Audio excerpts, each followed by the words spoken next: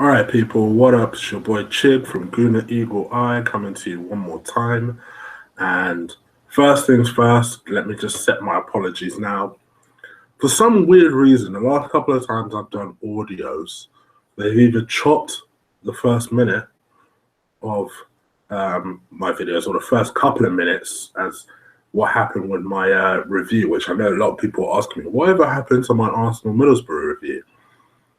Well, it's on my YouTube. I just didn't pin it to my profile as per usual because it was really weird. It literally just chopped out the beginning of it. I was like, what is this? And I couldn't be asked to record it again. And then literally I did my usual Gooner Eagle Eye episode on, well, early hours of this morning, technically, but I suppose last night. And then it literally chopped out the last minute or so of my audio there. I have no idea what's going on. I have literally no idea what's going on. It's either YouTube or my internet or something is happening. But I apologize. I'm going to try and keep this brief and hope and pray that the entire video will show this time. My second apologies. This mug, which, yeah, I know it's ugly most of the time, but I'm completely unkept.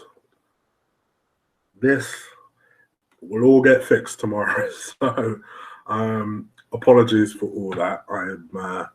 I hope to resolve this particular situation tomorrow morning. But yeah, I don't know what's going on my YouTube. So I apologize essentially. If you've watched my videos and you thought, oh, that stopped suddenly. I don't know what the hell happened. So anyway, so onwards and upwards to the review. So it's tomorrow's lunchtime test against Sunderland. And well, I mean, for me, it's going to be an interesting test. We always find that game really difficult. Last year we drew 0-0, but we drew 0-0 to a Sam Allardyce side. It's very, very important I mention Sam Allardyce side. You know, for all of Sunderland's struggles last season, they weren't rock bottom the way they are this season. They are struggling badly. And I hope they don't fix their problems tomorrow afternoon. We are just coming towards the end of the easy games. And we're going to go into nervous November, where I've always mentioned with you guys that historically we do struggle with these games. We do struggle getting through November unscathed. We do struggle being able to play these games and kind of have a successful conclusion and still be within some sort of title race by the time Christmas happens. And there's no doubt about it. You know, we must win this game in order to stay in the hunt. We're joint top. The top five teams are separated by 1 point. So you could just as quickly draw a game and end up fifth. So I definitely don't want that for us. I think we are playing well. And we need to roll over Sunderland. It's as simple as that. We had a massive, massive blow confirmed today. I even said in my yesterday's video during the Gooner Eagle Eye episode that, you know, I don't expect to see Perez back again this year, because whenever we have injuries that are around 6 weeks, they do tend to be longer. As if I jinxed him. My bad, you guys. It seems like it's going to be 8 weeks, which, let's face it, is Arsenal. It will probably be 10 to 12. So let's just say write him off for the rest of the year. My bad, you guys. My bad. It's just a clumsy challenge from a Reading defender. Essentially just cost us Perez now, which on the face of it makes you think, well, why are we worried? You know, we've got this far without him. Yeah, that's all well and good, but remember, Drew's coming back into the fold now. And when he goes through his little rut, you kind of just want different options there. And whether you like it or not, is a different option it's not used to. And I like that unpredictable nature of that player. I just have this feeling that he's going to be a really good player. So I would have preferred to have him than not have him, to be honest. Having said all that, the good news on the injury front, if you want to call it that, some people wouldn't. We do have Giroud and we do have Ramsey back. And hey, I'm some of their biggest critics, particularly in Ramsey's case. I think Giroud is what he is. You know, he's a £12 million player and does amazingly well for a £12 million player. So I will never completely write Giroud off. Having said that, Ramsey, I am extra critical about just because I just think Wenger has this I called it once on Arsenal Fan TV. He has this footballing boner for Ramsey that just won't go away. I can quite easily see him starting tomorrow. Arguably, maybe he should. I've heard people calling for Ox to start in the middle. I know Ox's position in terms of the position he sees himself playing is in the middle.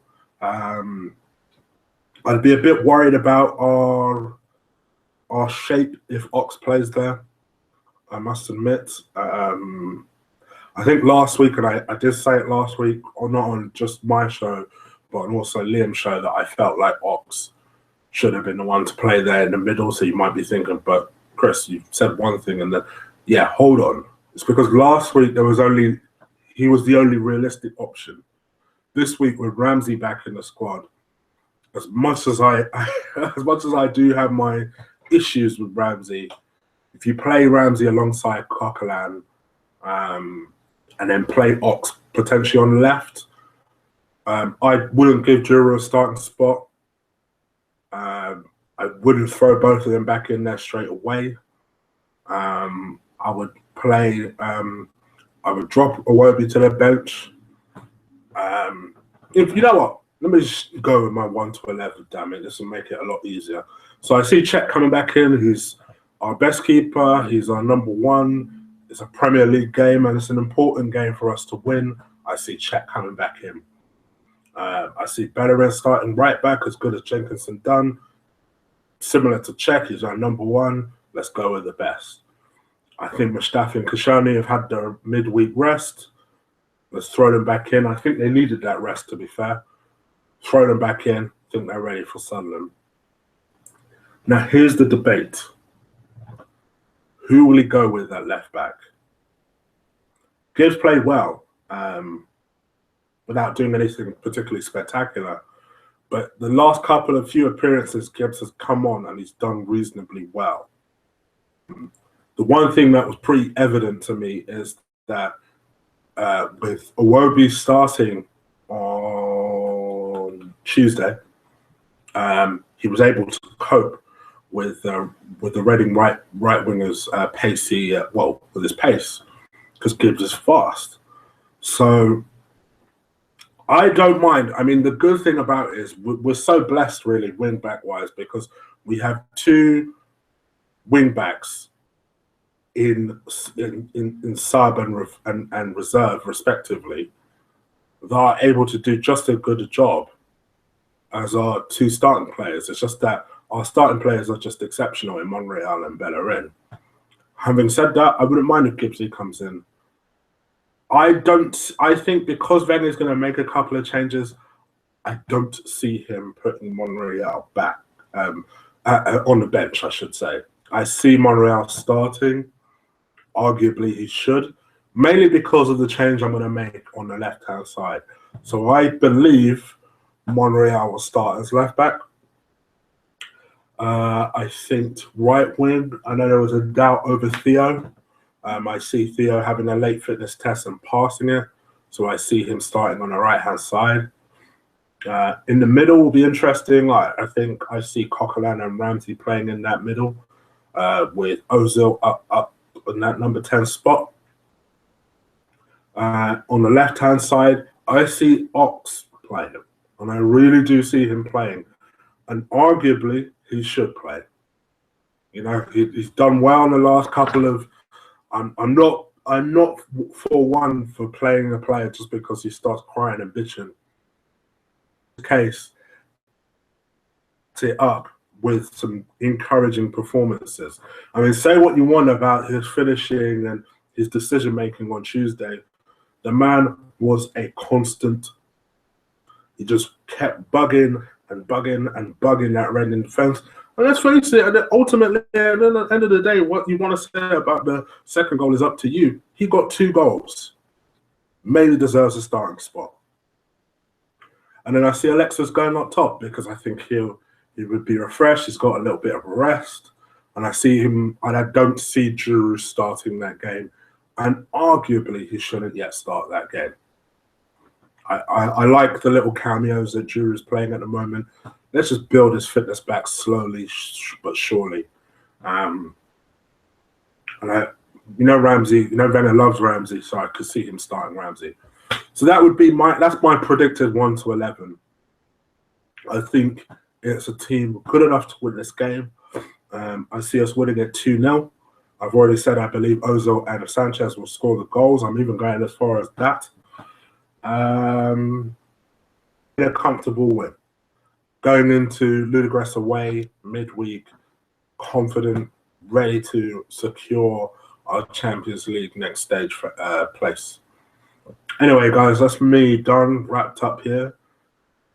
You let me know what you think your 1 to 11 is. Once again, I apologize for my previous videos. I apologize if this video turns out really fucked up as well. I've been basically told by Sky that I can't get fiber internet until one of my offers has run out. And it runs out on the 3rd of December. So I have to wait until the 3rd of December. So I'm waiting. Just bear with me. But until then, peace, y'all, and up the Arsenal.